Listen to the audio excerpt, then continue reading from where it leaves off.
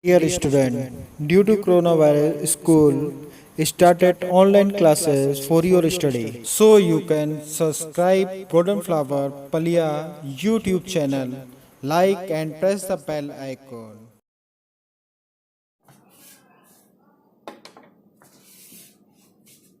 Hello students, how are you all? So dear students, today once again I am here with the lecture number 7 of class 9th biology. The chapter which we are following from the last 6 videos, that is the chapter numbers 1 and chapter name is the cell. So today we will also follow the same topic, same chapter, that is the cell, and today I have chosen the topic that is the chloroplast. In the last videos you have studied that the different structures which are present inside the cell, inside the cytoplasm, except the nucleus, they are called the cell organelles. So the last video we have discussed about the structure of the nucleus. Today we will discuss about the structure of chloroplast. So for today's topic is the chloroplast. I will discuss with you the summary of this chloroplast and what is the function and what is the structure of the chloroplast. Dear students, have the proper revision, make the proper practice time to time according to the videos, by watching the videos and by providing material. The material which is provided to you on the WhatsApp group. So before starting the today's topic, that is the chloroplast, I will tell you something about the plastids. These are the special cell organelles. Okay, these are the cell organelles. So plastids are also the cell organelles which provide the different colors to the plant parts. Plastids are the special cell organelles which have the different type of the pigments. So due to the presence of the pigments, these cell organelles provide the different colors to the plant parts. Different parts like the colors of the flowers, colors of the fruits, colors of the leaves, etc. So in short, you can say that plastids are those cell organelles which provides the color to the plant parts, that is called the plastids. First of all, the term is given by the chloroplastid term is given by the Schimper in 1885. He was the scientist who have used the first time the term plastid and the date was 1885. Now plastids are of three types. Plastids are of three types. The first one is the chloroplast. Second one is the chromoplast, and third one is the leucoplast. These are the three types of the plastids which are present in the plant cell. And one thing keep in your mind, that plastids are present only in plant cells. It means in animal cells the plastids are absent. Plastids are not present in the animal cells. So plastids are present only in plant cells. Only in plant cell. Only in plant cell. Then after that, the types, they are the three types of the plastids. They are called the chloroplast, chromoplast and leucoplast. Just I am giving you the one example. For example, the green color of the leaves. The green color of the leaves is due to the presence of the chloroplast, because chloroplast contains a green pigment that is called the chlorophyll. Because chloroplast contains a green pigment, that is called the chlorophyll. That is called the chlorophyll. So due to the presence of the chloroplast, the chlorophyll, the green color, the leaves are green in color. So it means the plant parts which are green color, they will have they will contains the chlorophyll or chloroplast. But except the green color, the different colors of the plant parts, like for example, you have seen the different colors of the flowers, you have seen that tomato is red color and potato is white color. Okay, so what is that? They are also plastids, but they have different colors. So chromoplast provide different colors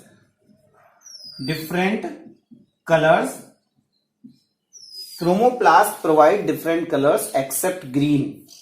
Chloroplast provide only green color. Leucoplast is a colorless. Leucoplast is colorless. It means in potato the leucoplast is present. The leucoplast is present. So what is the means? Chloroplast provide the green color, chromoplast provide different colors except green, and leucoplast provide colorless situation. One more thing, these chloroplast, chromoplast,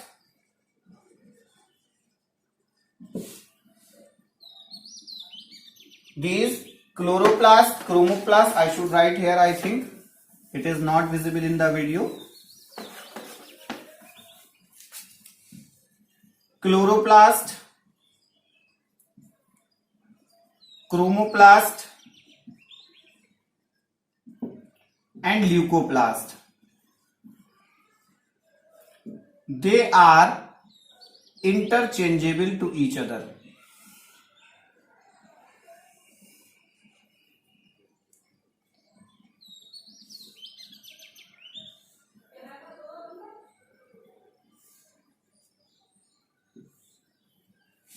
They are interchangeable.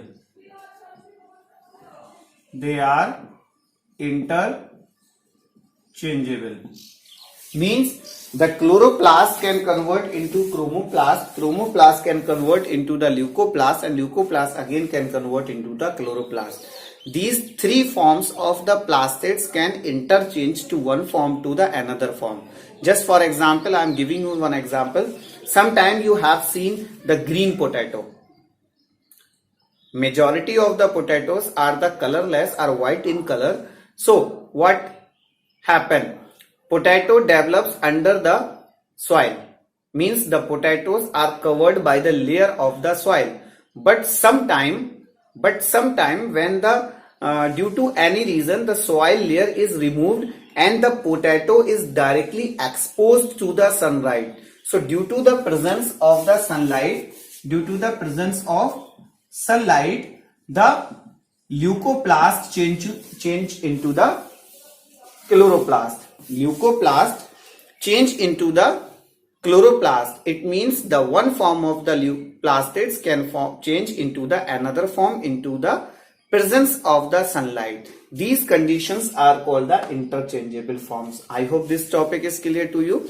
So we have to discuss chloroplast in detail because this is the majority of the plastid which is present in the plant cell.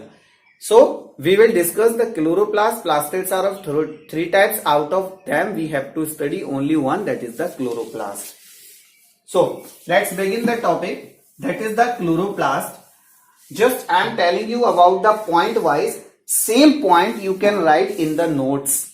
Whenever in the question paper it is asked to you that explain the structure of the chloroplast. So there is no need to worry.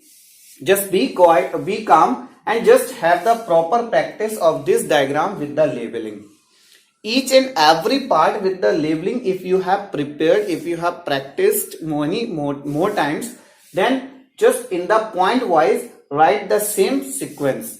So what is the chloroplast? You will say that chloroplast is a kitchen of cell.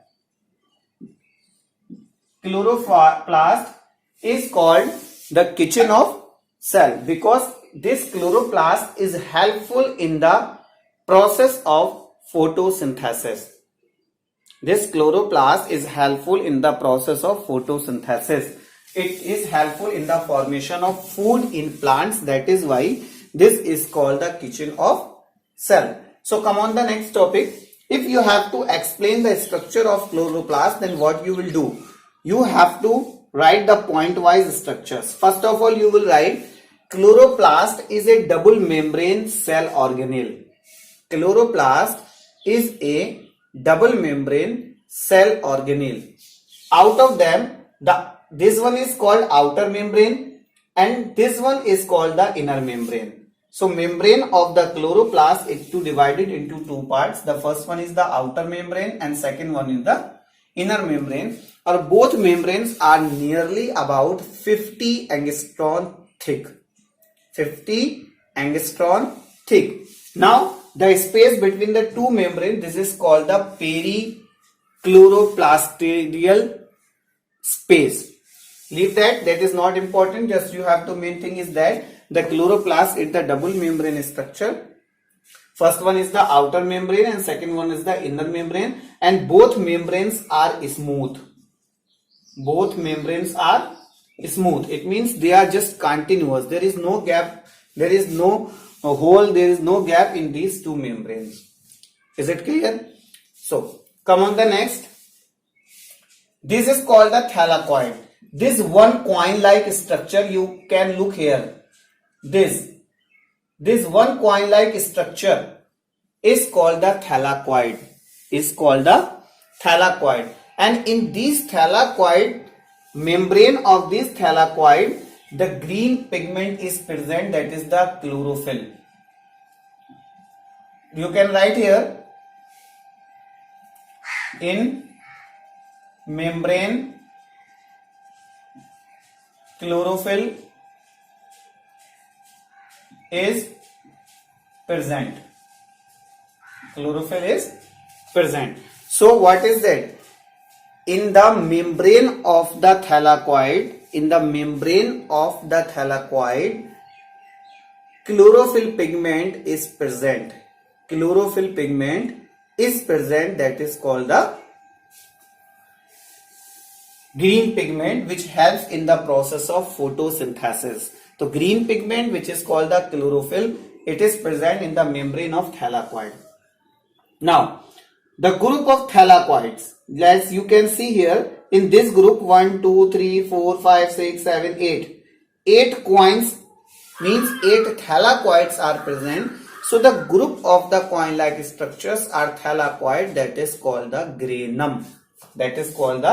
granum. And you can look here, there are the 4 groups, 1, 2, 3, 4. So the group of granum